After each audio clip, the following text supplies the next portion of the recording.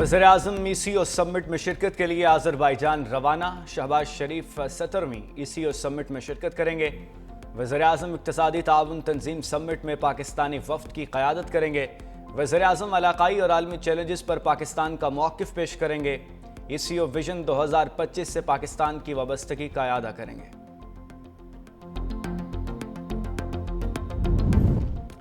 PTI को किसी दूसरी जमात से खतरा नहीं, बानी अगर जेल में है तो उसकी वजह PTI खुद है। अली अमीन गंडापुर को किसी अपोजिशन की ज़रूरत नहीं। सीनियर वज़ीर सिंध शीर जलील अनाम मेमन की कराची में प्रेस कॉन्फ्रेंस। कहा, खैबर पख्तूनख्वा में अमन व अमान की सूरत हाल इंतहाई ख़राब है। अली अमीन गंडापुर इस्लामाबाद पर हमला करने की बातें करते हैं। पुरअमन एहतजाज हर किसी का हक है, लेकिन कोई जत्था हुकूमत को डिक्टेट नहीं कर सकता। कहा, 5000 स्कूल असातिज़ा की कमी के बायस बंद थे, जिन्हें दोबारा खोल दिया गया है।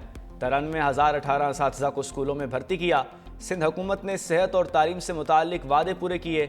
सैलाब मुतासरीन के लिए 21 लाख नए घर तामीर किए जा रहे हैं।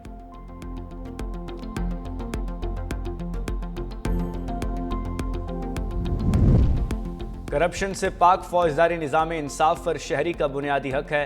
कमज़ोर निज़ाम इंसाफ कानून की हुक्मरानी को नुकसान पहुँचाता है। बदउनवानी, आमरीत और ताकतवर तबके की हुक्मरानी को फ़रोग़ मिलता है। सुप्रीम कोर्ट ने 34 साल पुराने कत्ल के वक़ूए में नामज़द मुलज़िम की अपील जुज़वी मंजूर कर ली। फैसले में कहा, अपील कुनिंदा उम्र कैद से भी ज़ायद सज़ा जेल में काट चुका है। वो सज़ा जो किसी कैदी को एक कमज़ोर, नाकाम और समझौता शुदा निज़ाम इंसाफ के बायस बर्दाश्त करना पड़े, कानूनी हैसियत रखती है और न ही उसकी गुंजाइश है। इंसाफ में ताख़ीर का सबसे ज़्यादा निशाना माली लिहाज से कमज़ोर अफराद बनते हैं, जब मर्जी का वकील रखने की भी इस्तात नहीं रखते। 20 सफ़ात पर मुश्तमिल फैसला सुप्रीम कोर्ट के जस्टिस अतहर मिनल्ला ने तहरीर किया। वज़ीर-ए-आज़म ने मईशत में शफाफियत लाने के लिए डिजिटल ट्रांजैक्शन सिस्टम नागुज़ीर करार दे दिया। कैशलेस और डिजिटल मईशत के हवाले से इजलास में वज़ीर-ए-आज़म ने कहा, शहरियों और कारोबारी इदारों के दरमियान अदायगियों को आसान बनाने, डिजिटल सिस्टम के इस्तेमाल के बारे में आगाही बढ़ाना वक्त की अहम ज़रूरत है।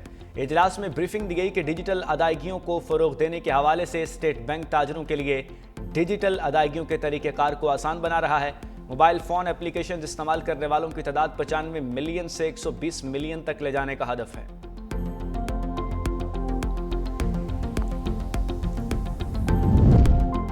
और बानी PTI ने तहकीकाती टीम से ताउन नहीं किया, तमाम केसेस में मज़ीद तफ्तीश की ज़रूरत है। लाहौर हाई कोर्ट ने बानी PTI की 9 मई तोड़फोड़ के 8 मुकदमात में दरख्वास्त ज़मानतों पर तहरीरी फैसला जारी कर दिया।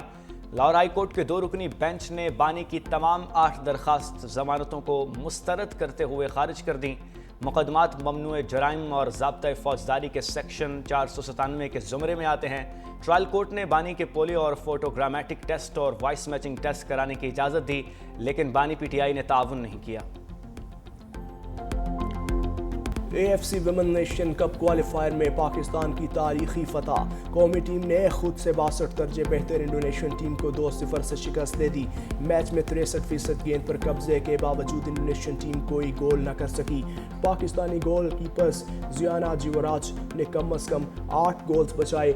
नादिया खान और सुहा हीरानी ने एक गोल किया। कौमी वुमेन टीम ने सितंबर 2023 के बाद पहली इंटरनेशनल फतह का भरपूर जश्न मनाया।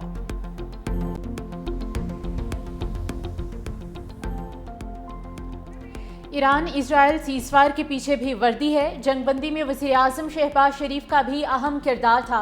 वफाकी वज़ीर दाखिला मोहसिन नकवी की उलमा कराम के साथ press conference.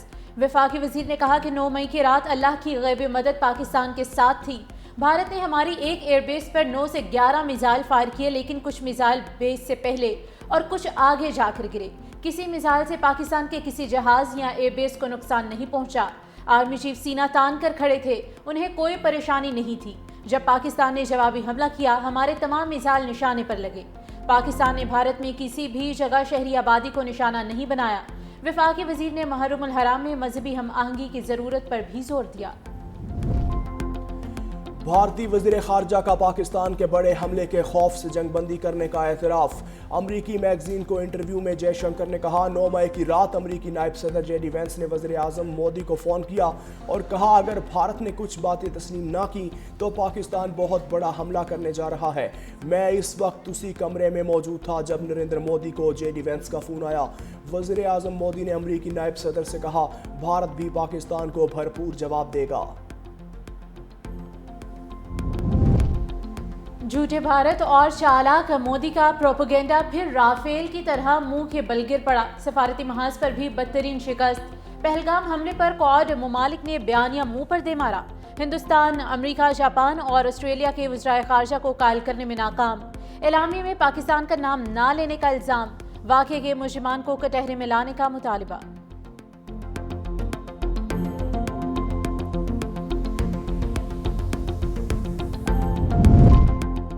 Year chief marshal Zaheer Ahmad Babar Sidhu کا دورہ امریکہ۔ امریکی فضائیہ کے chief of staff general David اور سیکرٹری برائے بین الاقوامی امور کیلی سیبل سے ملاقات۔ دو طرفہ عسکری تعاون، باہمی امور اور ٹیکنالوجی کے تبادلے پر اتفاق۔ امریکی سیاسی قیادت سے بھی ملاقاتیں۔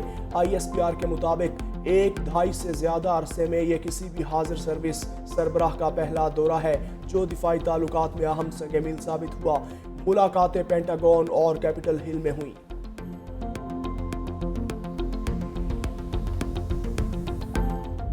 امریکہ جانے والوں کے لیے نئی وارننگ، ویزا اور گرین کارڈ منسوخی کا نیا قانون نافذ۔ امریکی محکمہ امیگریشن کے مطابق دہشت گردی یا تشدد کی ترغیب دینے والوں کو امریکہ میں رہنے نہیں دیا جائے گا۔ قانون توڑنے والوں کے گرین کارڈ اور ویزے منسوخ ہوں گے۔ امریکی وزیر خارجہ مارکو روبیو کہتے ہیں کوئی طالب علم صرف مظاہروں میں شرکت یا افراتفری پھیلانے آتا ہے تو ویزا نہیں دیا جائے گا۔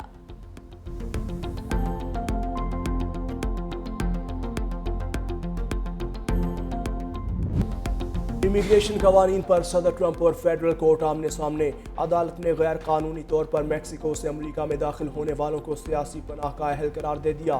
جج نے فیصلے میں کہا تارکین وطن کیسے آئے یہ اہم نہیں، پناہ دینا آئینی حق ہے۔ صدر ٹرمپ نے اختیارات سے تجاوز اور امیگریشن قوانین کو نظر انداز کیا۔ صدر کو آئین کے تحت پناہ کی درخواست روکنے کا اختیار نہیں۔ جج اور محکمہ انصاف کے وکلاء میں سخت جملوں کا تبادلہ بھی ہوا۔ جج نے سوال کیا اگر صدر گولی مارنے کا حکم دے تو کیا عمل کریں گے؟ محکمہ انصاف کی جانب سے جواب دیا گیا ایسا حکم آئینی بحران پیدا کرے گا۔ وائٹ ہاؤس کے ڈپٹی چیف آف سٹاف کے فیصلے پر شدید تنقید۔ ٹرمپ انتظامیہ 14 روز میں فیصلے کو چیلنج کر سکتی ہے۔ کراچی میں 13 سالہ بچی عمارت کی 9ویں منزل سے گر کر جاں بحق۔ واقعہ طارق روڈ پر پیش آیا جہاں جاں بحق کی شناخت ہو چکی ہے اور لاش کو ہسپتال منتقل کر دیا گیا۔ ادھر رزاق آباد میں کچرا اٹھانے والے ٹرک کی ٹکر سے 3 سالہ بچہ جان کی بازی ہار گیا۔